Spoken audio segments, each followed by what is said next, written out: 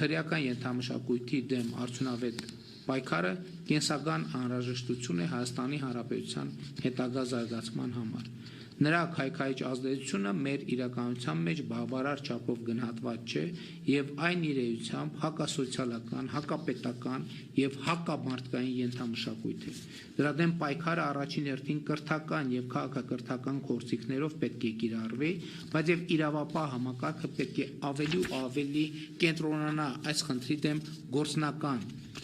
պայքարի արդյունավետությունը բարձրացնելու համար։ Այս մասին էլ ես բազմիցս խոսել եմ։ Քրեական ենթամշակույթը այսօր մեր բազմաթիվ խնդիրների պատճառ է, այդ թվում ներ հայաստանյան հարաբերությունների շատ անցանկալի երևույթների վերաբերյալ մտածելիս մենք տեսնում ենք, որ այդ երևույթները ուղղակիորեն կապվում են քրեական ենթամշակույթի հետ, այդ թվում բանակում հարաբերությունների որոշակի ձևախեղումներ, երիտասարդության շրջանում հանրային հարաբերությունների որոշակի ձևախեղումներ։ Իհարկե մենք հասկանում ենք, որ